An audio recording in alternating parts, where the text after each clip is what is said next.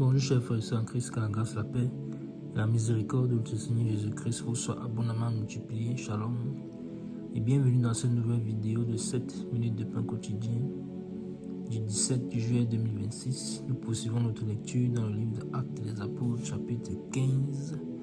Et nous allons lire aujourd'hui le verset 28.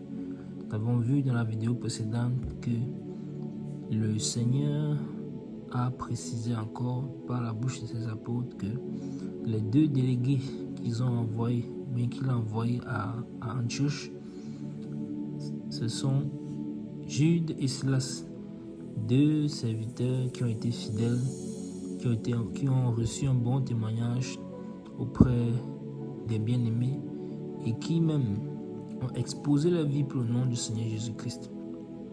Alors, ce sont eux qui ont été choisis pour être envoyés avec l'apôtre Paul et Barnabas à Antioche pour aller remettre la lettre écrite par eux, non seulement remettre, mais aussi lire de vive voix pour donner le contenu et la réponse que le Seigneur a inspiré aux apôtres concernant la question liée à la justification d'après la loi de Moïse. Les apôtres ont clairement fait savoir à ces hommes qui venaient avec cet enseignement qu'il n'est pas question que l'homme soit justifié par la loi de Moïse. En fait, ces lois ne nous permettaient pas d'arriver à la perfection. Et personne n'a pu l'accomplir. L'apôtre Pierre d'ailleurs dit qu'en voulant demander aux païens d'observer la loi, c'est les ramener en arrière et mettre un joug sur leur cou que eux-mêmes n'ont pas pu porter, ni le Père. Donc les apôtres ont clairement fait savoir non, il n'en est pas du tout question. Et tous, d'un commun accord, ils ont été d'accord là-dessus. Et l'apôtre Jacques est même allé plus loin en disant que cette visitation de l'Esprit au milieu des païens avait déjà été prophétisée dans l'Ancien Testament. Et il a bien fait de citer les Écritures. Il avait cité comme ça le livre d'Amos, chapitre 9, verset 11 à 12. Alors, les apôtres ont été envoyés à Antioche à nouveau et avec ses deux frères Jude et Silas comme témoins, la lettre elle-même étant le troisième témoin, pour aller rendre témoignage de la décision qui a été prise. La lettre donc étant elle-même troisième témoin contient à elle seule plusieurs autres témoins. Pourquoi? Parce que c'est tout le conseil à Jérusalem qui s'est assis avant de prendre une telle décision. Alors le verset 28 que nous allons lire aujourd'hui nous dit ceci: car il a paru bon au Saint-Esprit et à nous de ne vous imposer d'autres charges que ce qui est nécessaire. Amen. Je relis le verset 28. Car il a paru bon au Saint-Esprit et à nous de ne vous imposer d'autres charges que ce qui est nécessaire. Amen. Alors, quand on lit ce type de verset, on peut se dire, les apôtres, comment formule-t-il cette phrase de cette façon-ci? Car il a paru bon au Saint-Esprit et à nous. Comment ça? Comment est-ce possible? En réalité, c'est parce qu'ils étaient conduits par le Saint-Esprit. Ça veut dire que le Saint-Esprit, ça veut dire que la pensée qu'ils avaient, c'était la pensée de Christ concernant cette situation, concernant cette question. Alors, la pensée qu'ils avaient, le Saint-Esprit a confirmé cela. Voilà pourquoi ils peuvent dire il a paru bon au Saint-Esprit et à nous. Au Saint-Esprit et à nous. Et là, on est obligé de s'arrêter et parler donc de ce point central que nous voyons dans nos études, c'est-à-dire la relation intime avec le Saint-Esprit, la relation d'intimité avec le Saint-Esprit, la dépendance au Saint-Esprit. Alors, ils ont dit, il a paru bon au Saint-Esprit en nous.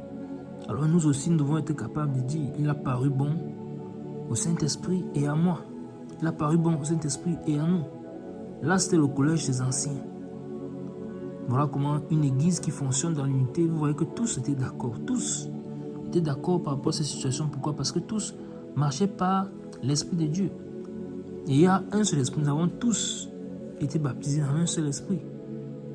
Alors le Saint-Esprit est le même en toi, en moi, en chacun d'entre nous qui appartenons au Seigneur.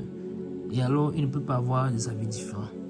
Alors ils disent, il a paru bon au Saint-Esprit et à nous. Alors nous aussi nous sommes interpellés. Avons-nous cette relation d'intimité avec le Saint-Esprit? Pouvons-nous parler de la sorte? Oh, le Seigneur veut que nous parlions de la sorte. Il veut que nous puissions en fait lui donner accès à tout notre cœur, à toute notre vie, l'aimer de tout notre cœur, de toute notre force, de toute notre âme, de toute notre pensée. Alors il doit avoir accès à tous les domaines de notre vie. Il n'y a rien que nous devons garder pour nous-mêmes. Alors pour qu'il puisse nous donner l'inspiration, qu'il puisse nous conduire dans la vérité, qu'il puisse nous diriger nos pas, même dans notre façon de nous vêtir, même dans ce que nous allons acheter, même dans les petites choses du quotidien. Ça réjouit le cœur du Seigneur de savoir que mon fils, ma fille me tient compte de moi, tient compte du fait que je suis avec elle et veut m'impliquer dans tout ce qu'elle fait, dans tout ce qu'il fait. C'est merveilleux. Merveilleux. Regardez comment les apôtres nous montrent un exemple. Il a paru bon au Saint-Esprit à nous. Donc, ils étaient, comme les Écritures disent, que les pensées de qui est en Christ vous habitent.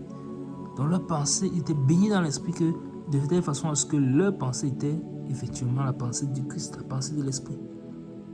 En tout cas, concernant particulièrement cette question. Alors, comme je disais tout à l'heure, nous devons apprendre aussi à marcher par l'Esprit.